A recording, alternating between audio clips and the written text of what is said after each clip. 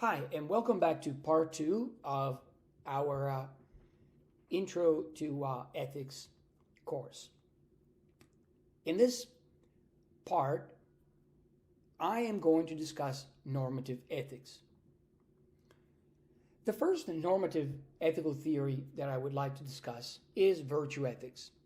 Virtue ethics is a very ancient ethical theory. It goes back to the Chinese, the Indians, but in the Western civilization, there are three individuals who are very important, who created the theory and articulated the theory: Plato, Socrates, and Aristotle. But I'm going to be focusing on Aristotle's view of the ethical theory. Aristotle starts his book on virtue ethics, known as the Nicomachean Ethics, by making the statement: every art and every inquiry, and similarly every action and pursuit, is thought to aim at some good, and for this reason the good has rightly been declared to be that at which all things aim. In other words, Aristotle says everything that we do it because we have a goal, and that goal is to produce something good. Therefore, there must be something that is supremely good, the very reason why we do everything that we do. For example, people want jobs, money, health, knowledge, and these things can be instrumentally good and also intrinsically good. What I mean by intrinsically good is something like health. Health is intrinsically good because it is good in itself, or in other words, you want to be healthy just for the sake of being healthy. However, there is a value, according to Aristotle, or a goal that is the source of all good, and that is the final destination, the final goal of humanity. And that is known as, well, depending on the translation, you might read, some people translate it as happiness, but happiness doesn't really give justice to the idea that Aristotle had in mind. A better translation might be flourishing. Let me explain what that means. Everything in nature, according to Aristotle, has a specific function, a specific nature. So the human good is flourishing. Now, the good of a thing, an object, is something that object is unique for. For example, the function of the eye is seeing, and so we can speak of a good eye when we say that an eye sees well.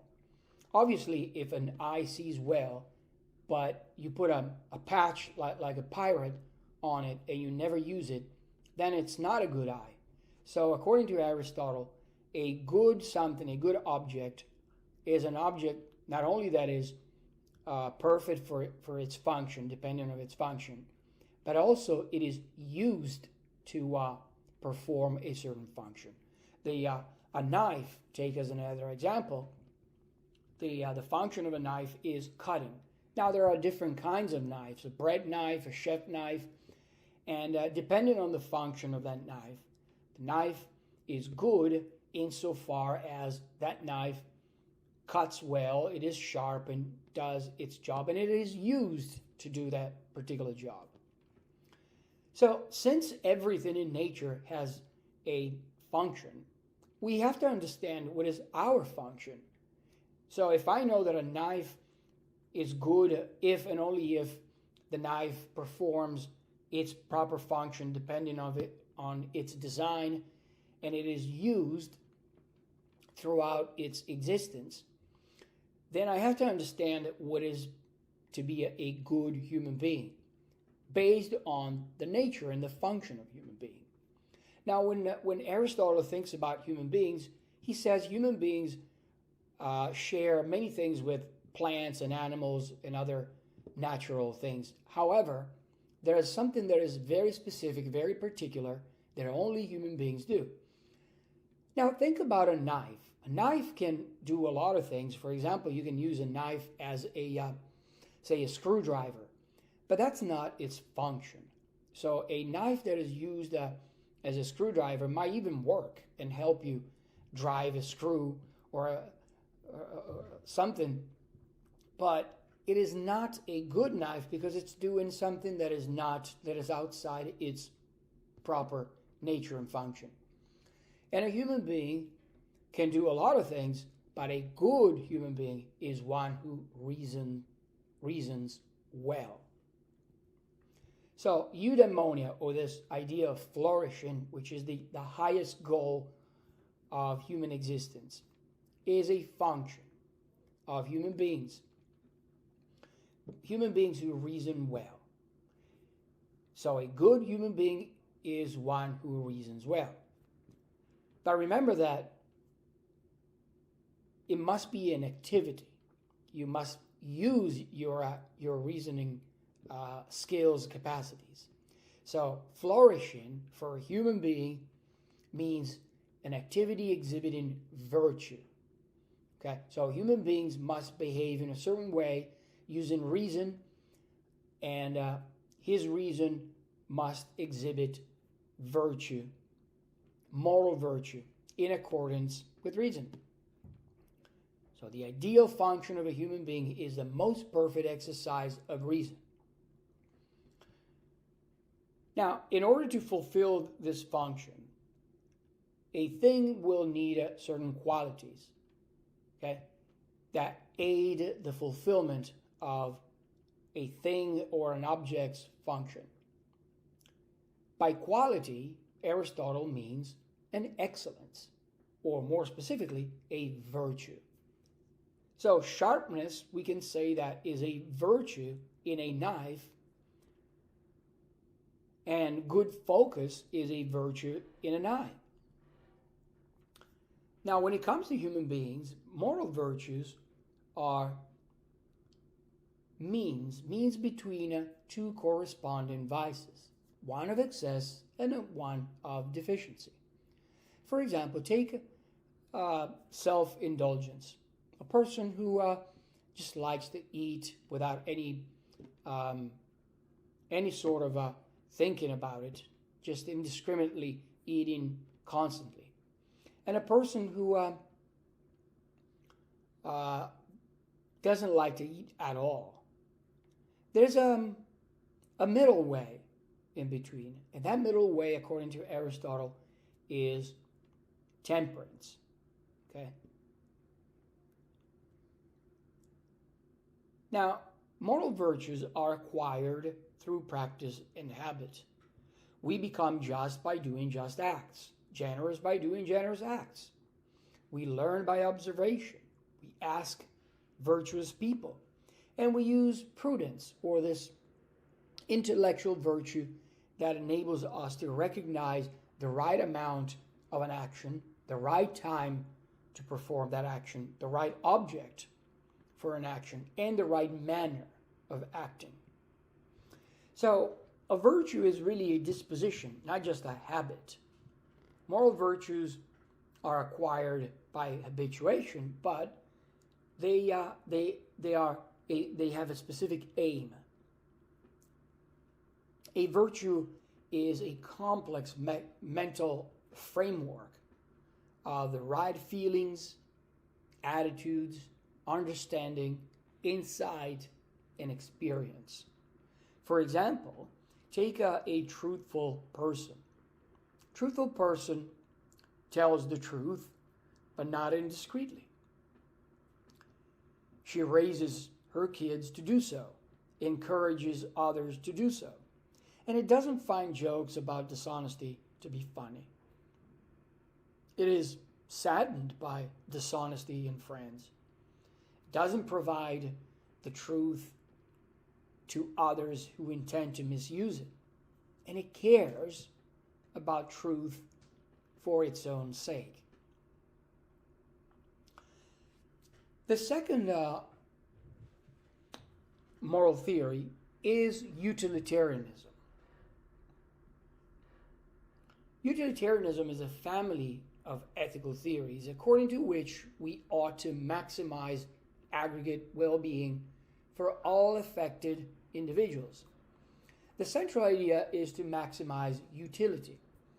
Jeremy Bentham was the architect of this notion, which he defines as that property in any object whereby it tends to produce benefit, advantage, pleasure, good, or happiness, or to prevent the happening of mischief, pain, evil, or unhappiness to the party whose interest is considered.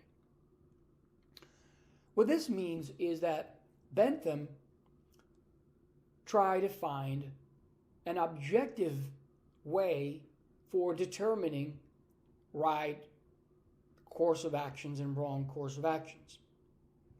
He rejected notions of moral sense because they are not reliable. Different people have different moral senses. Right reason or duty also he rejected because we don't know whether we have duties based on, for example, the existence of certain moral precepts or pre-established rules.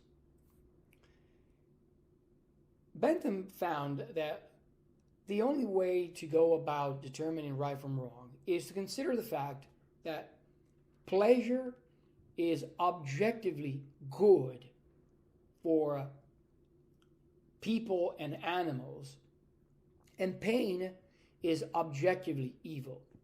Consequently, pleasure or happiness must be maximized as much as possible for as many people or individuals who are capable of experiencing happiness or pleasure as possible. A key assumption is that, according to Jeremy Bentham, nature has placed mankind under the governance of these two sovereign masters, pain and pleasure, and it is for them alone to point out what we ought to do. So according to Bentham, when we think about right and wrong, the only way to make sense of them is by thinking about what is good for mankind and what is bad for mankind. And these are pleasure and pain. We want pleasure, we try to avoid pain. So Bentham invented a so-called hedonistic calculus. The hedonistic calculus assumes that pleasure and pains are quantifiable. It also assumes that pleasures are equals. And Bentham decided to set up a simple not that simple, calculation that reveals which actions are the more morally worthy. In this calculation, you have to think of an action and think in terms of the intensity of the pleasure or the pain that can be produced by performing that action, the duration of pain or pleasure, the certainty or uncertainty that certain amount of pleasure or pain will be brought about, the nearness or remoteness, the fecundity, in other words, the way that an action might be able to produce in its term, the consequences of your action or actions might be able to bring about in their turn even more pain or pleasure. And also the purity. And then when you multiply all these factors by the number of affected individuals, the result, according to Bentham, is that we have to sum the values of all the pleasures on one side and those of the pains on the other. So the balance, if it be pleasure, will give the good tendency of the act. If on the side of pain, the bad tendency. So in other words, in plain English, Bentham says when you're confronted by a moral issue, think about the possible actions that you can perform, and think about how those actions will lead to certain consequences and how the consequences will produce either pain or pleasure. Okay? And do a calculation. And then you multiply that by the number of people or animals, for that matter, who are affected by your actions. And that calculation should give you a certain number. If the number leans toward the performing that action, it means that that action is right, okay? And vice versa, it's wrong. So right and wrong, essentially, according to utilitarianism, means that an action is capable of bringing about overall the greatest amount of good for the greatest number of individuals who are involved. John Stuart Mill, another proponent of utilitarianism, is typically known for a different version of utilitarianism known as rule utilitarianism. According to Mill, instead of doing the calculation act by act, we should have certain utilitarian rules, hence rule utilitarianism. These rules are supposed to be derived from our experience and the way that certain rules, for example, tell the truth, be kind to others, typically lead to the maximization of utility. Now, in the Well on Moral Philosophy, Mill says that nobody's life will be safe if people were allowed to kill others whom they believe to be a source of unhappiness. You see, so even if killing others leads to the maximization of utility, Mill would say we should still have a rule against killing others. Also, another improvement to Bentham's theory by Mill is that Bentham thought that pleasure is just pleasure. Mill, on the other hand, thought that all pleasures are not equal. No intelligent being, he says, would consent to be a fool. So he distinguishes between base pleasures, the carnal pleasures of having sex and eating and burping and whatnot, from noble pleasures. These are intellectual pleasures, or reading a book, writing a poem, helping others, etc. The third and last moral theory is in what is known as deontological ethics. The architect of a very famous version of deontology was Immanuel Kant. Now, Kant starts with the idea that we have to respect rational persons. There's a distinction between a person and a human being. A human being is just an individual that is a member of the species Homo sapiens. So it's a biological description. On the other hand, a person is something that has a dignity. Okay? A person is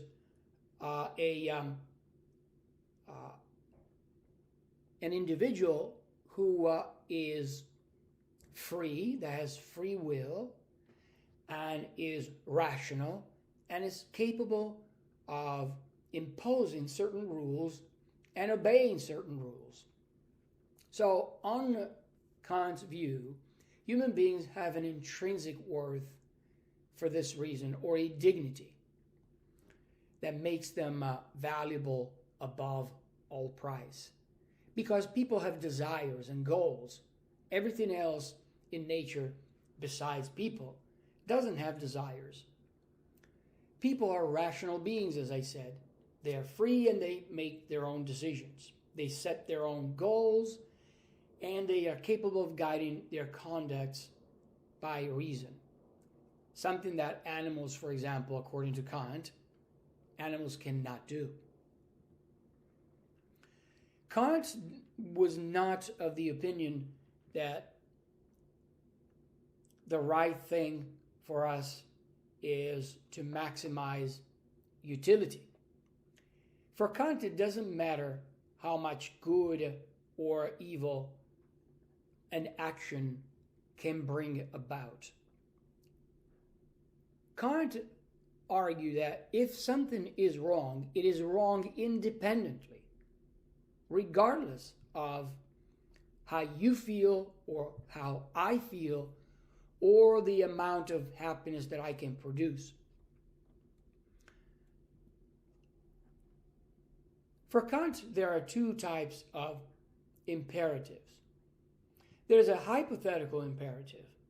Hypothetical imperatives are conditional statements, conditional rules. For example, if you want to lose weight, you have to follow a diet. Or if you want to go to medical school, you should study biology in college. Okay? But these are hypothetical. They don't constrain us. They don't order us, demand anything from us other than if I desire something, then I have to do something else. But morality is not about hypotheticals. Think about it. Morality is about categorical imperatives. Moral obligations are unconditional commands. For example, you ought not to cheat. You ought not to lie. Why doesn't Kant believe in other moral principles? Well, think about, for example, the golden rule. Well, the problem with the golden rule is that it says we should treat others as we would like to be treated. But imagine that you tell a masochist that he must treat you as he would like to be treated. Then the masochist would say, that's wonderful because I want pain, okay? Therefore, I'm going to give you physical pain as well. The problem, with the golden rule is that it depends on how you feel, your personal feelings. And morality cannot be based on how we feel. The end justifies the means is another moral principle, but we have seen that's exactly what utilitarianism advocates. But think about it. We cannot argue that killing an innocent person will be the right thing to do if it turns out that it benefits the greatest number of individuals.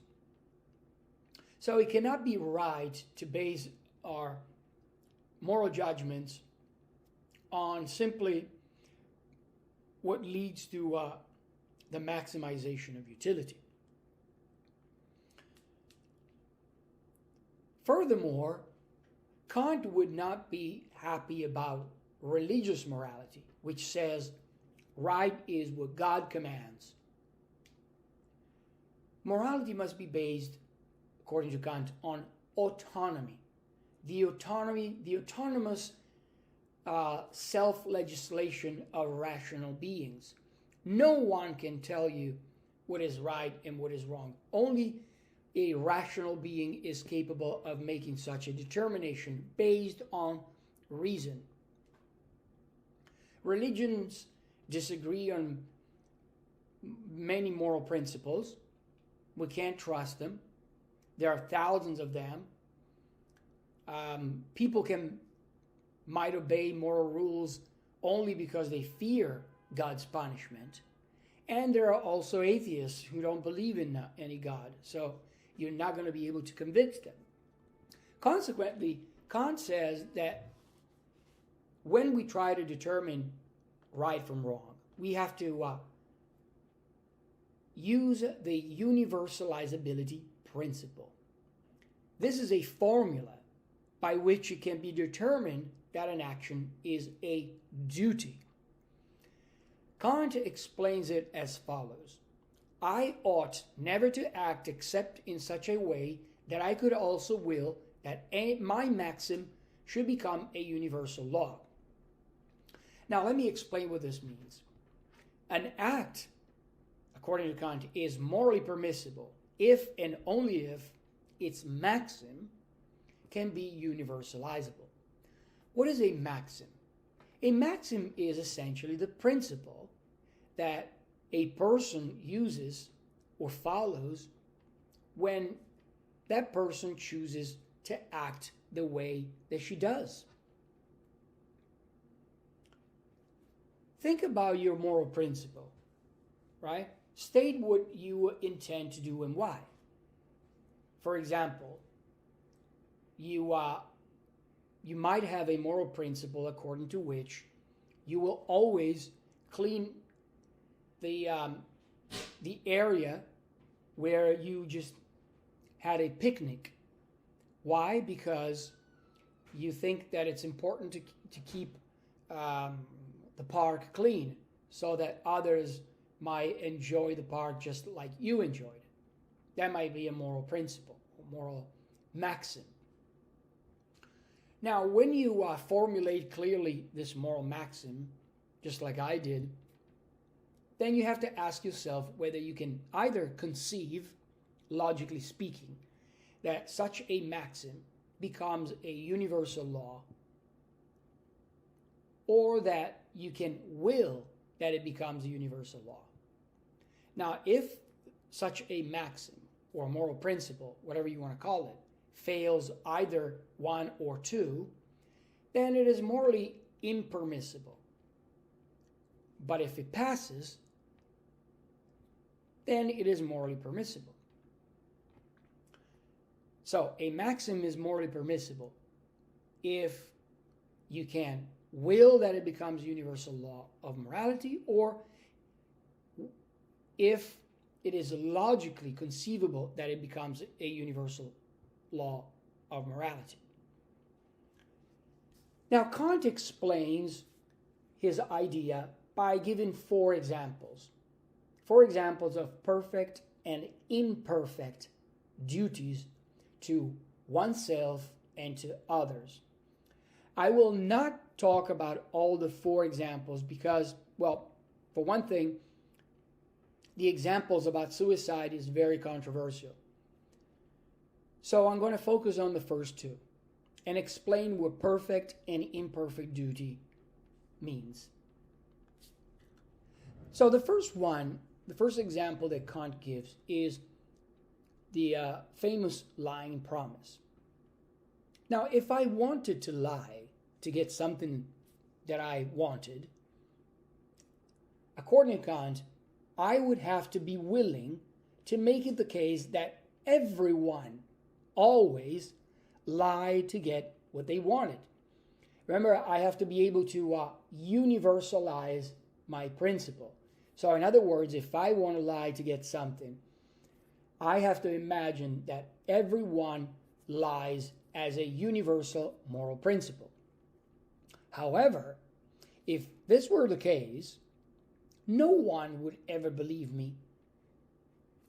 But what I mean is, if there is a universal law of morality in place, such that according to which everyone lies when they need something that they want, well, in such a world, so imagine a world where there is a universal law of morality that says, when you need something, just lie. The problem is that it wouldn't work, and you would not get what you wanted. Now, let me give you a specific example or illustration of this. Suppose that I decide to lie in order to obtain a monetary advance, a loan. Let's say that I go to a friend and I say, why don't you give me $1,000 and I'll give it back to you on Friday, next Friday. But I am lying because I know that I will never give it back to him. So, can I do this and lie? Well, according to Kant, it is clear that I cannot do it. Now, you might be thinking, duh, of course, why would you lie? And Kant considers this very simple example, a textbook example, in order to illustrate how it works. But he says you can apply the same principle to anything in your life. Okay? So,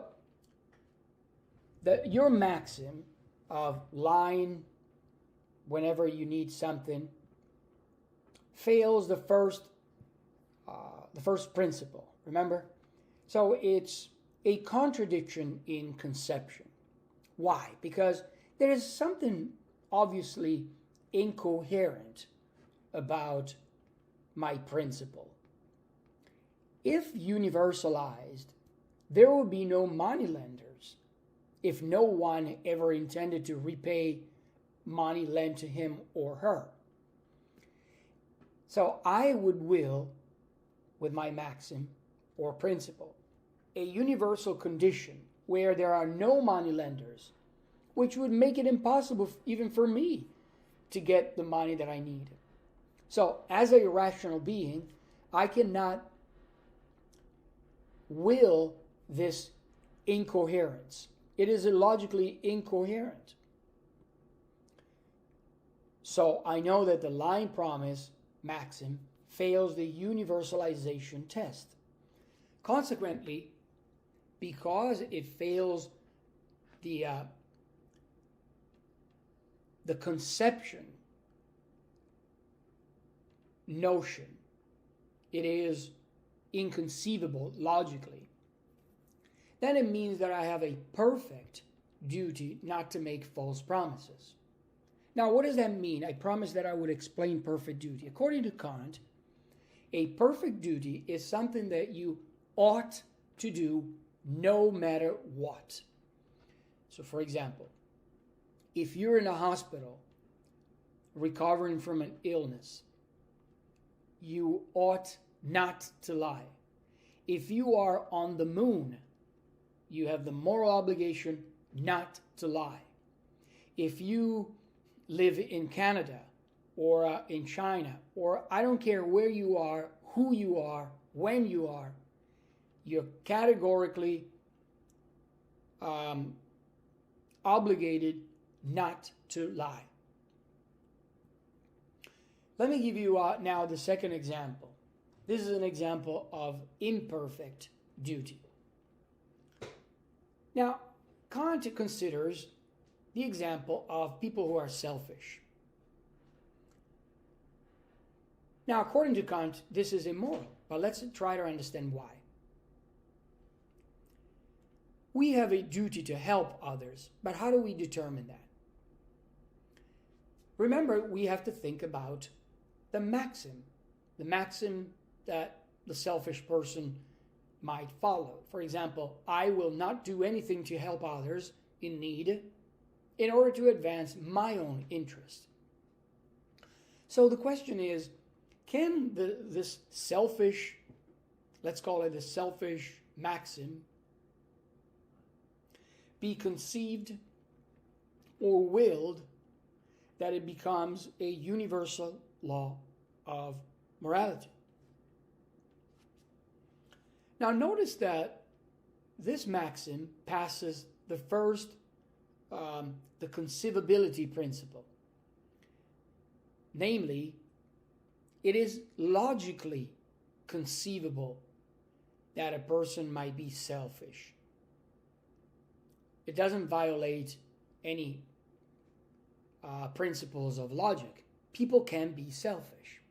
However, if I wield a universal law that says that I can be selfish, the problem, according to Kant, is that I cannot know that I might be in need of help. Consequently, if your maxim is a universal law, or my maxim is a universal law that says, do not help people in need, I would shoot myself in the foot, so to speak. Why? Because if I am in need of help, then no one would help me. Consequently, Kant says that we have an imperfect duty to help others. We have an obligation to help others. Now, what's the difference between perfect and imperfect? Remember that a perfect duty is a contradiction in conception. Okay? And it means that no matter what, no matter where, no matter when, no matter who I am and what I do, I always have a perfect duty not to lie. Okay? On the other hand, if I am recovering from an illness, or if I am in a condition, in circumstances that do not allow me to help others, then I cannot possibly have that obligation, right? If I am broke, for example, clearly I don't have the moral obligation to help others if I don't have any means for helping others. Therefore, Kant says that this is an imperfect duty. In other words, it's a contradiction in will. I cannot possibly will it if I am a rational person, because I know that if such a law or maxim were to be universalized, I would be affected negatively by that law. And if I were in need of help, no one would help me by the very same law that I established. Consequently, I have an imperfect duty to help others. Okay.